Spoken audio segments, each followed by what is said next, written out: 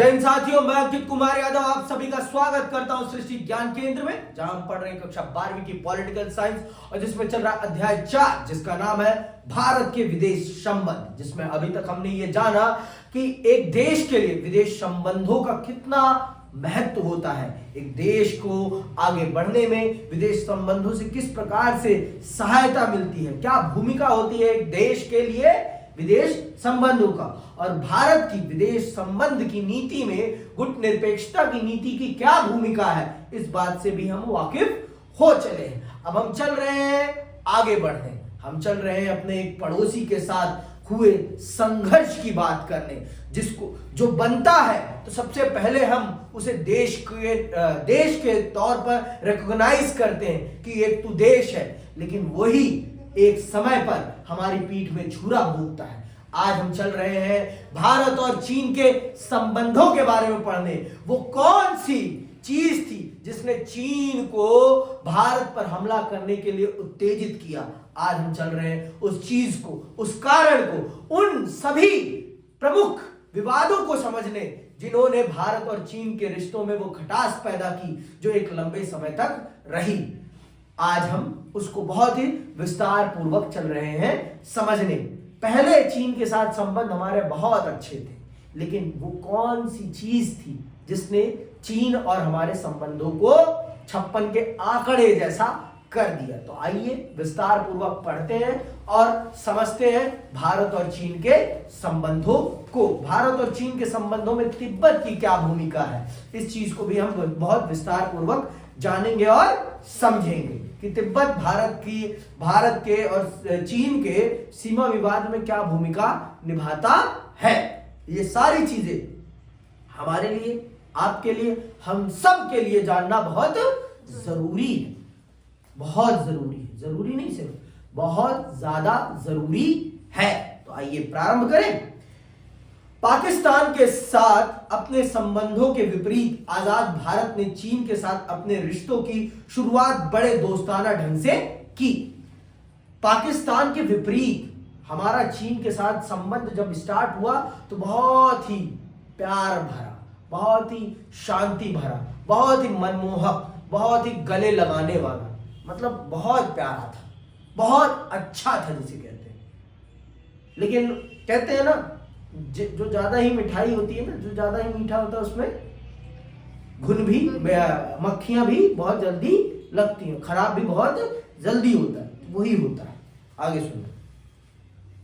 चीनी क्रांति 1949 में हुई थी। इस क्रांति के बाद भारत चीन की कम्युनिस्ट सरकार को मान्यता देने वाले पहले देशों में एक था। भारत ने ही उसे सबसे पहले मान्यता दी एक देश के तौर पर चीनी क्रांति के बाद। तो आपको पता होना चाहिए चीनी क्रांति कब हुई है, 1949 में। ठीक है, 1949 में चीनी क्रांति हुई है। ये एक एक नंबर के बहुत ही महत्वपूर्ण प्रश्न मैं बताता चल रहा हूं, तो बहुत ध्यान से सुनते चलना है। ऐसा नहीं है कि बेड़ा गर्क, दिमाग खुल बंद नहीं करके सुनना, सब कुछ बहुत ध्यान से सुनते हुए चलते चलना है। आगे सुनो। पश्चिमी प्रभुत्व के चंगुल से निकलने वाले इस देश को लेकर नेहरू के हृदय में गहरे भाव थे और उन्होंने अंतर्राष्ट्रीय फलक पर इस सरकार की मदद की। नेहरू के कुछ सहयोगियों मसलन सरदार वल्लभ भाई पटेल को आशंका थी कि आगामी दिनों में चीन भारत पर चढ़ाई कर सकता है। नेहरू बहुत ही आश्वस्त थे कि चीन हमारा बहुत अच्छा दोस्त बना रहेगा, लेकिन भारत के पहले गृह मंत्री, भारत के पहले उप प्रधानमंत्री सरदार वल्लभ भाई पटेल साहब ने चीन की भावनाओं को, चीन के इरादों को बहुत पहले ही भांप लिया था कि चीन भरोसे लायक देश नहीं है, चीन पे इतना भरोसा करना कदापि उचित नहीं है, चीन इस वफादारी के काबिल नहीं है, चीन पर इतना भरोसा करना हमारे लिए कहीं ना कहीं दुखदाई हो सकता है। इस चीज को पहले ही माननीय सरदार वल्लभ भाई पटेल साहब ने समझ लिया था और उन्होंने नेहरू जी को चिताया भी था, बहुत बार बताया भी था कि इतना भरोसा मत करो नेहरू, मत करो इतना भरोसा इन चीनियों पर, खासकर इनकी नीयत हमेशा खोट भरी है, इनकी नीयत में कभी सच्चाई नहीं हो सकती है। इन पर इतना भरोसा मत कर मेरे भाई नेहरू। लेकिन नेहरू नेहरू है और सरदार वल्लभ भाई पटेल तब तक उनका स्वर्गवास भी हो जाता है ना, वो बहुत जल्दी उनका स्वर्गवास हो जाता है। तो हो सकता अगर वो और लंबे टाइम तक रहते तो हो सकता कि ये चीजें बदल जाती, थोड़ा बहुत हो सकता कि वो समझा पाते नेहरू जी को कि नहीं नेहरू अब रहने दो। मैंने आपको पहले बता दिया है, विदेश संबंध के मामले में नेहरू जी को बहुत ज्यादा एज प्राप्त था, आगे थे वो, क्योंकि भारत की विदेश नीति, क्योंकि विश्व के बड़े बड़े नेताओं से उन्हीं के संपर्क थे, ज्यादातर संपर्क उन्हीं के थे, उनका ही विश्व बिरादरी में उठना और बैठना था, क्योंकि वो अंग्रेजी कल्चर के साथ कंफर्टेबल थे। तो आप भी जानते हैं जितने भी औपनिवेशिक देश थे वो सारे के सारे अंग्रेजी कल्चर को अडॉप्ट कर चुके थे। तो कम्युनिकेशन का माध्यम अंग्रेजी ही था।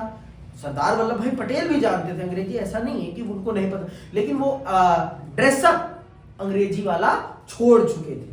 उनका अगर आप ड्रेसअप देखेंगे तो आप यही देखेंगे कि वो धोती कुर्ता, इसके अलावा वो कुछ नहीं पहनते थे।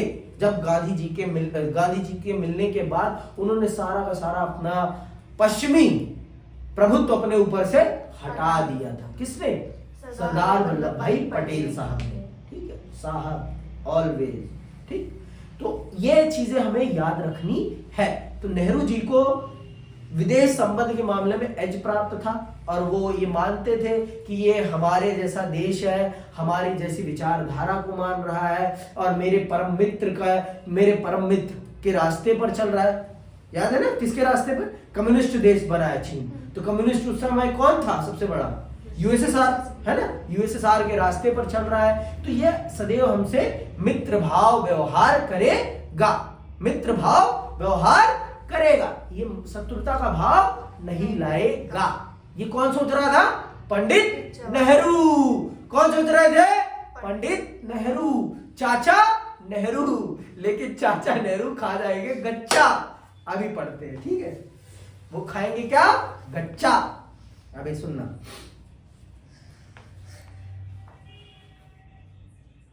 लेकिन नेहरू सोच रहे थे कि भारत पर चीन के आक्रमण की संभावना दूर दूर तक नहीं है। बहुत दिनों से भारत की चीन से लगती सीमा पर सेना के बजाय अर्धसैनिक बल रखवाली कर रहे थे।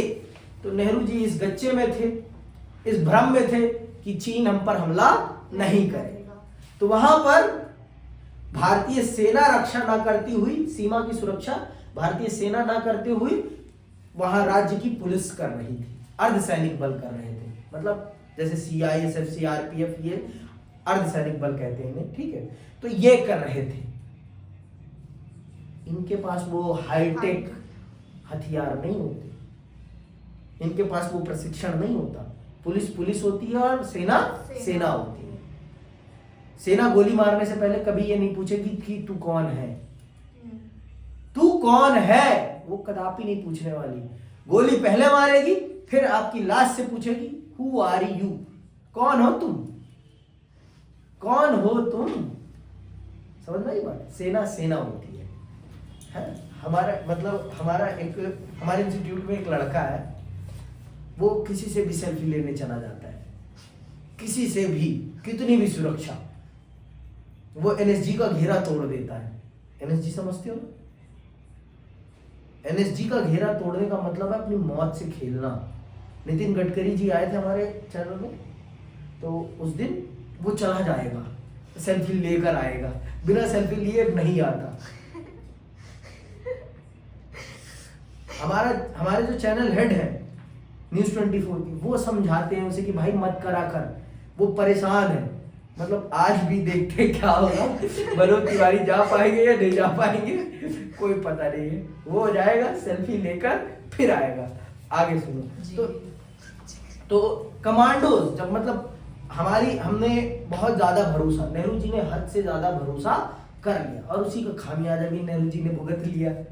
उसी के कारण मर भी जाएंगे वो उनको हार्ट अटैक भी उसी कारण आएगा। भारत जब हार जाएगा तो वो बीमार पड़ जाएंगे और फिर बीमार पड़े वो फिर स्वर्ग से हार जाएंगे। ठीक है, आगे सुनो। चीन का आक्रमण नहीं रुक जाओ, शांतिपूर्ण सह अस्तित्व के 5 सिद्धांतों यानी पंचशील की घोषणा भारत के प्रधानमंत्री नेहरू और चीन के प्रमुख चाओ एन लाई ने संयुक्त रूप से 29 अप्रैल 1954 में की। दोनों देशों के बीच मजबूत संबंध की दिशा में यह एक अगला कदम था। भारत और चीन के नेता एक दूसरे के देश का दौरा करते थे और उनके स्वागत में बड़ी भीड़ जुटती थी। मतलब नेहरू जी ने बहुत ही शांति भाव से चीन के साथ बहुत ही प्रेम भरा संबंध स्थापित किया। चीन के साथ बहुत ही प्रेम, सादगी, सद्भाव वाला रिश्ता स्थापित किया और पंचशील समझौता हस्ताक्षरित किया कि हम इन 5 विषयों पर एक दूसरे का सदैव सहयोग करेंगे। हमारे देश में दिल्ली में एक पंचशील पार्क भी है, कभी जाना हो तो देख के आना। पंचशील पार्क, ठीक है, यही है पास में ही, मतलब लुडियंस दिल्ली में है वो, जाओ कभी देख के आओ, सुंदर है बहुत, ठीक है। तो इस मतलब नेहरू जी बहुत ज्यादा, मतलब भगवान कसम वो इतना भरोसा कर रहे थे जैसे अपने बेटे में करता है कोई। इतना नहीं करना चाहिए ना, इतना नहीं करना चाहिए। वो एक देश है और उसकी भी अपनी कुछ नीतियां हैं और वो एक ऐसा देश है जो क्या अपने आप को साम्राज्यवादी देश है। साम्राज्यवादी मतलब समझते हो ना, जो अपना विस्तार करने में बिलीव करता है, वो विस्तारीकरण में बहुत ज्यादा बिलीव करता है। वो ज्यादा से ज्यादा क्षेत्र को अपने अधीन करने का प्रयास करता है। ये चीन की हमेशा से मानसिकता रही है। चीन सदैव इसी मानसिकता से काम करता है। सदैव जिसे कह रहा हूं मैं, सदैव इसी मानसिकता से उसने काम किया है। तो इस बात को आप समझिए। और इसी चीज में पंचशील समझौते के अंतर्गत भारत और चीन के बीच में ये समझौता हो जाता है कि हम दोनों एक दूसरे के इंटरनल मैटर्स में कभी भी इंटरफेयर नहीं करेंगे। ये बात याद रखना है। कौन सी बात? कि हम इंटरनल मैटर में इंटरफेयर नहीं करेंगे। ये आएगा प्रश्न कि पंचशील समझौता क्या है। भारत और तिब्बत और चीन के बीच 1962 का युद्ध, मतलब भारत और चीन के युद्ध के बीच में तिब्बत की क्या भूमिका है, आपको ये पता रहना चाहिए। ये अगर आपको नहीं पता रहेगा तो आप कुछ भी नहीं लिख पाएंगे। दलाई लामा को जानते? दलाई लामा नाम सुना है? सुना लग रहा है, पढ़ा नहीं है मतलब इसको ढंग से सुनो आगे। चीन के साथ भारत के इस दोस्ताना रिश्ते में 2 कारणों से खटास आई। 2 कारण। पहला, चीन ने 1950 में तिब्बत पर कब्जा कर लिया। भारत कभी भी तिब्बत को चीन का हिस्सा नहीं मानता था। भारत सदैव तिब्बत को एक स्वतंत्र राज्य मानता था और अपने और चीन के बीच में एक बफर स्टेट मानता था। एक बफर स्टेट मानता था। तो तिब्बत को भारत सदैव क्या माना है? Buffer state. लेकिन चीन ऐसा नहीं मानता था। चीन उसे अपना हिस्सा मानता था और चीन 1950 में उस पर कब्जा कर लेता है। चीन उस पर अपना आधिपत्य समझते हुए और कब्जा कर लेता है। और यही सबसे बड़ा ट्रिगर पॉइंट बनता है भारत और चीन के बीच में विवाद का। और इस जलती हुई मतलब इस भूसे पर चिंगारी का काम तब करता है जब दलाई लामा भारत से राजनीतिक शरण मांगते हैं और भारत उनको राजनीतिक शरण दे देता है। सुनना है अब ध्यान से, ठीक है? बहुत ध्यान से सुनते चलो। इससे भारत और चीन के बीच ऐतिहासिक रूप से जो एक मध्यवर्ती राज्य बना चला आ रहा था वह खत्म हो गया। शुरू में भारत सरकार ने चीन के इस कदम का खुले तौर पर विरोध नहीं किया। बहरहाल तिब्बत की संस्कृति को कुचलने की खबरें जैसे जैसे सामने आने लगी वैसे वैसे भारत की बेचैनी भी बढ़ी। तिब्बत के धार्मिक नेता दलाई लामा ने भारत से राजनीतिक शरण मांगी और 1959 में भारत ने उन्हें शरण दे दी। 1959 में भारत ने उन्हें अपने देश में राजनीतिक शरण दे दी। किसे? दलाई लामा जी को। किसको? दलाई लामा जी को। ये याद रखना है, ठीक है? ये याद रखना है आप सभी को, ठीक है? आगे सुनिए। चीन ने आरोप लगाया कि भारत सरकार अंदरूनी तौर पर चीनी विरोधी गतिविधियों को हवा दे रही है। और चीन भारत पर क्या आरोप लगाता है कि भारत उसके इंटरनल मैटर में इंटरफेयर कर रहा है। पंचशील समझौता याद आया कुछ? पंचशील समझौते का पहला पॉइंट ही क्या था कि कोई किसी के इंटरनल मैटर में इंटरफेयर नहीं करेगा। लेकिन भारत तो तिब्बत को उसका इंटरनल मैटर मानता ही नहीं था। भारत तो उसे क्या मानता था? इंडिपेंडेंट स्टेट मानता था। किसको? तिब्बत को। आप मान रहे हैं ना उसे अपना इंटरनल मैटर, हम तो नहीं मानते ना। हम तो उसे एक इंडिपेंडेंट स्टेट मानते हैं। और जो उसके सबसे बड़े धर्मगुरु हैं, अगर वो हमसे शरण मांग रहे हैं, राजनीतिक शरण मांग रहे हैं, तो ये हमारा फर्ज बनता है कि हम उनकी सुरक्षा करें। भारत एक संप्रभु राष्ट्र है और कोई अगर उससे शरण मांगेगा तो स्वाभाविक सी बात है कि भारत उसकी मदद करेगा। समझ गए? एक मजबूर व्यक्ति को शरण देना एक सभ्य समाज की क्या है? पहचान है। तो हमने वही काम किया। आपके अंदर खुददारी नहीं है तो इसका हम क्या कर सकते हैं? आप चोर हैं, हम थोड़ी ना चोर हैं। हम थोड़ी ना चोर हैं। हमने चोरी करना थोड़ी ना सीखा है। आगे सुनिए। इससे कुछ दिनों पहले भारत और चीन के बीच एक सीमा विवाद भी उठ खड़ा हुआ। भारत का दावा था कि चीन के साथ सीमा रेखा का मामला अंग्रेजी शासन के समय ही सुलझाया जा चुका है, लेकिन चीन की सरकार का कहना था कि अंग्रेजी शासन के समय का फैसला नहीं माना जा सकता। समझ में आई बात? चीन सीधे तौर पर यह कह रहा है कि अंग्रेजी सरकार के द्वारा लिया गया कोई भी फैसला हम स्वीकार नहीं करेंगे, खास करके सीमा के संबंध में। तो इस कारण से हमारे और उसके बीच में भी सीमा विवाद खड़ा हो जाता है। लद्दाख में, अरुणाचल में, ये याद रखने हैं आपको। लद्दाख, अरुणाचल, आज भी ये कॉन्फ्लिक्ट है। आप सुनते होंगे, अक्साई चीन का नाम सुना होगा आपने, है ना? तो आगे सुनिए। लेकिन चीन की सरकार का कहना था कि अंग्रेजी शासन के समय का फैसला नहीं माना जा सकता। मुख्य विवाद चीन से लगी लंबी सीमा रेखा के पश्चिमी और पूर्वी छोर के बारे में था।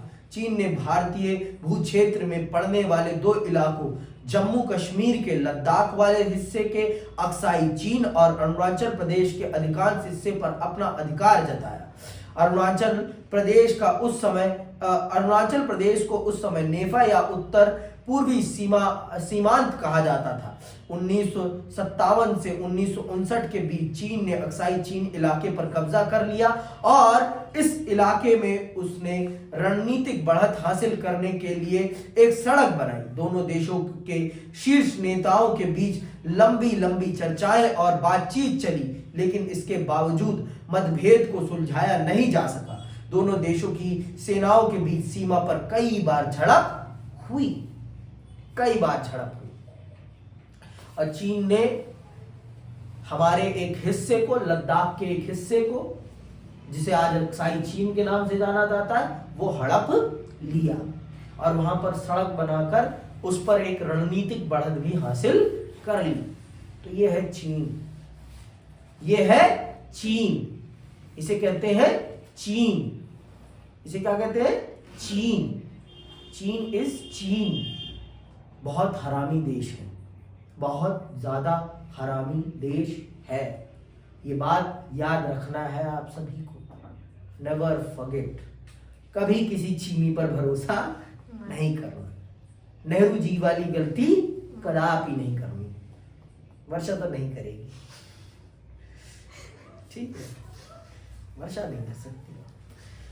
समकालीन विश्व राजनीति के पहले अध्याय में क्यूबा के मिसाइल संकट की चर्चा की गई थी। क्या आपको इस घटना की याद है? आपको याद है घटना? What is the missile Cuba संकट? क्यूबा मिसाइल संकट सबको याद है?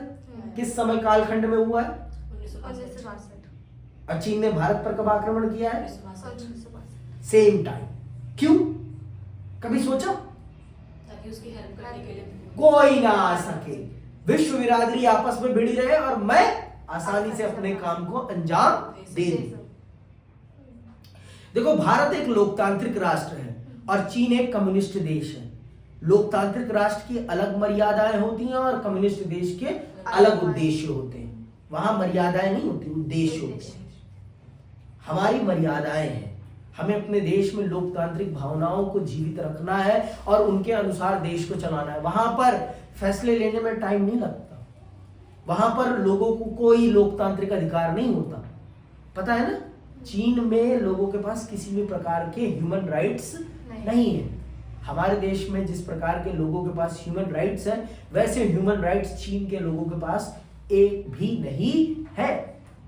समझ में आई बात? तो लोकतांत्रिक देश अलग उद्देश्यों से चलता है और कम्युनिस्ट देश अलग उद्देश्यों से चलता है। आगे सुनो। जिस समय पूरे विश्व का ध्यान दो महाशक्तियों की तानातनी से पैदा इस संकट की तरफ लगा हुआ था, ठीक उसी समय चीन ने 1962 के अक्टूबर में दोनों विवादित क्षेत्रों पर बड़ी तेजी तथा व्यापक स्तर पर हमला किया। पहला हमला एक हफ्ते तक चला और इस दौरान चीनी सेना ने अरुणाचल प्रदेश के कुछ महत्वपूर्ण इलाकों पर कब्जा कर लिया। हमले का अगला दौर नवंबर महीने में शुरू हुआ। लद्दाख से लगे पश्चिमी मोर्चे पर भारतीय सेना ने चीन की बढ़त रोकी, लेकिन पूर्व में चीनी सेना आगे बढ़ते हुए असम के मैदानी हिस्से के प्रवेश द्वार तक पहुंच गई। आखिरकार चीन ने एक तरफा युद्ध विराम घोषित किया और चीन की सेना उस मुकाम पर लौट गई जहां वे हमले से पहले के वक्त तैनात थी। देखो, हमारी सेना उस समय कमजोर थी, यह हकीकत है, इसमें कोई वो नहीं है। लेकिन हमारे सैनिक बहुत बहादुर थे। हमारे सैनिकों ने बहुत बढ़िया लड़ाई लड़ी, बहुत बढ़िया, बहुत ही ज्यादा बढ़िया। और हमारे वीर सैनिकों ने अपनी आहुति देकर भी अपने देश की रक्षा करने में कोई कोताहत नहीं बरती। कभी पीठ दिखा के नहीं भागी हमारी सेना। हम पाकिस्तान की सेना नहीं है। हमारी सेना ने वीरता पूर्वक मरना स्वीकार किया, लेकिन पीछे मुड़ना कभी स्वीकार नहीं किया। समझ में आई बात? बहुत डट के लड़े हम। आप सबने अगर नाम सुना होगा रेजांगला का, तो रेजांगला की वॉर 1962 की वॉर में है। ठीक है, 1962 की वॉर में रेजांगला की वॉर है और उस वॉर के बारे में अगर आप पढ़ेंगे, 118 सैनिकों ने 1800 सैनिकों को मारा है। चीनी 1800 सैनिकों को मारा है। 118 सैनिकों ने 1800 सैनिकों को मारा है। समझ रहे हो आप बात? और एक सैनिक ने भी पीठ पर गोली नहीं खाई है, सबने छाती पर गोली खाई है, सबने। पढ़िए एक बार, आप अपने देश की सेना की वीरता को पढ़िए। संसाधन हमारे पास कम थे, लेकिन जज्बा कभी कम नहीं था। जज्बा कभी कम नहीं था और आज भी हमारी सेना के अंदर जज्बा कम नहीं है। हम मरने से नहीं डरते, हम मरने से नहीं डरते। इस धरती को बचाने के लिए हम अपने सर की आहुति देने के लिए तैयार हैं। ये हमारे सैनिकों ने रेजांगला की वॉर में प्रूफ किया है। समझ में आई बात? शैतान सिंह के नेतृत्व में 118 अहीरों ने अपना बलिदान दिया है और बहुत वीरता पूर्वक बलिदान दिया है। और उस वॉर को किसी को नहीं भूलना चाहिए। ठीक है, हम हारे, लेकिन हम वीरता से हारे हैं। हम बिना लड़े नहीं हारे हैं। संसाधनों की कमी के कारण हारे हैं, वैश्विक मदद न मिल पाने के कारण हम हारे हैं। हमारे मूल्य अलग हैं। हम कभी किसी देश को अपने अधीन करने के उद्देश्य से नहीं लड़ते। नहीं तो अगर हम चाहते तो पाकिस्तान को हड़प लेते, कोई कुछ नहीं कर पाता। हमारा 1965 के युद्ध में हमने लाहौर पूरा जीत लिया था। लाहौर पूरा हमने जीत लिया था, किसकी हिम्मत थी हमसे वापस ले लेता? लेकिन हमने कभी साम्राज्यवादी नीति अपनाई ही नहीं है। हम अपनी हदों में रहना ही पसंद करते हैं। हमें कदापि किसी की सीमा हड़पने की कोई जरूरत नहीं। हम ये मानते हैं कि हम जितने में हैं उतना ही में खुश हैं। हड़प वाली, हाहाकार वाली, हपस वाली राजनीति नहीं करते हम। हमारे अंदर हपस की भावना नहीं है। ये हपस वाली चीजें हमारे अंदर नहीं है। समझ में आई बात? ये याद रखनी है बातें आपको, ठीक है? भारत भारत है और भारत जैसा कोई देश नहीं है इस ब्रह्मांड में, इस पूरे ब्रह्मांड में। अपने देश पर, अपनी सेना पर कभी शक नहीं करना है। तब भी हमारी सेना हारी नहीं है। लड़ना हारना नहीं कहलाता। वीर गति को प्राप्त हो जाना जीत कहलाती है और हमारे सैनिकों ने वीर गति प्राप्त करी है, ठीक है? लड़के हारना हार नहीं होती, लेकिन बिना लड़े हथियार डाल देना वो हार होती है। जो हमने किससे करवाया है? हमने पाकिस्तान की सेना से करवाया है। कब? 1971 में, है ना? सबसे बड़ा सरेंडर है वो, दुनिया की सेना का सबसे बड़ा सरेंडर। आज तक इतनी बड़ी सेना ने कभी सरेंडर नहीं किया, इतनी बड़ी संख्या क्यों में। समझ में आई बात? तो अपनी सेना कमजोर तो है ही। हथियार कमजोर हो सकते हैं, हमारे सैनिक कमजोर नहीं है। समझ में आई बात? Be proud. तो जिस परिस्थिति में हुआ है वो परिस्थितियां बहुत विकट थी। हमला जब हुआ हम पर तो वो परिस्थितियां बहुत विकट थी। तो चीन ने एक तरफा युद्ध विराम किया और वो युद्ध से पहले जिन स्थिति में था उस स्थिति में लौट जाता है, ठीक है? चीन युद्ध से भारत की छवि को देश और विदेश दोनों ही जगह धक्का लगा। इस संकट से उबरने के लिए भारत को अमेरिका और ब्रिटेन दोनों से सैन्य मदद की गुहार लगानी पड़ी। सोवियत संघ इस संकट की घड़ी में तटस्थ बना रहा। चीन युद्ध से भारतीय राष्ट्रीय स्वाभिमान को चोट पहुंची, लेकिन इसके साथ साथ राष्ट्र भावना भी बलवती हुई। कुछ प्रमुख सैन्य कमांडरों ने या तो इस्तीफा दे दिया या अवकाश ग्रहण कर लिया। नेहरू के नजदीकी सहयोगी और तत्कालीन रक्षा मंत्री वी.के. कृष्ण मेनन को भी मंत्रिमंडल छोड़ना पड़ा। नेहरू की छवि भी थोड़ी धूमिल हुई। चीन के इरादों को समय रहते न भांप सकने और सैन्य तैयारी न कर पाने को लेकर नेहरू की बड़ी आलोचना हुई। पहली बार उनकी सरकार के खिलाफ अविश्वास प्रस्ताव लाया गया और लोकसभा में इस पर बहस हुई। इसके तुरंत बाद कांग्रेस ने कुछ महत्वपूर्ण उपचुनावों में पटकनी खाई। देश का राजनीतिक मानस बदलने लगा था। तो देख रहे हो आप, युद्ध कितना कुछ बदल देता है। युद्ध कितना कुछ बदल देता है।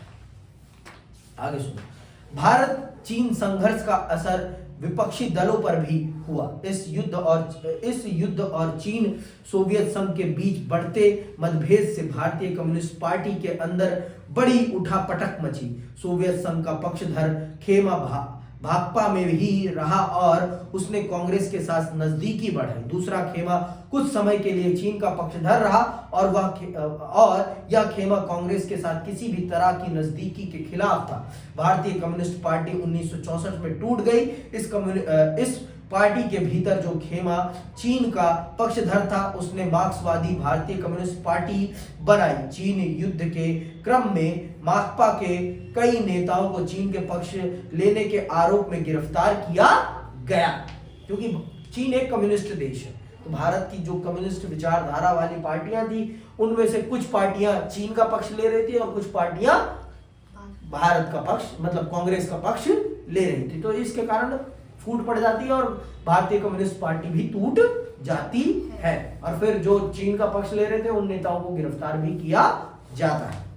चीन के साथ हुए युद्ध ने भारत के नेताओं को पूर्वोत्तर की डावाडोल स्थिति के प्रति सचेत किया। मतलब पूरा हम आजादी के बाद हमने पूर्वोत्तर की तरफ देखना ही छोड़ दिया था, लेकिन चीन युद्ध ने हमारे नेताओं की नजर को फिर कहा घुमाओ देखो वो भी अपना ही है, उसे भी बचाना उसे सुरक्षित करना हमारी ही जिम्मेदारी है, किसी और की नहीं है। समझ में आई बात? यह इलाका अत्यंत पिछड़ी दशा में था और अलग थलग पड़ गया था। भारतीय राष्ट्रीय एकता और अखंडता के लिहाज से भी यह इलाका चुनौतीपूर्ण था। चीन युद्ध के तुरंत बाद इस इलाके को नई तरतीब में ढालने की कोशिश शुरू की गई। नागालैंड को प्रांत का दर्जा दिया गया। मणिपुर और त्रिपुरा हालांकि केंद्र शासित प्रदेश थे, लेकिन उन्हें अपनी विधानसभा के निर्वाचन का अधिकार मिला। तो इस प्रकार से पूर्वोत्तर के राज्यों में भी बहुत बड़ा परिवर्तन होने लगा। तिब्बत पे सेपरेट एक लिखा हुआ है और उसे आपको पढ़ना है, सबको उसे पढ़ना है बहुत अच्छे से, ठीक है।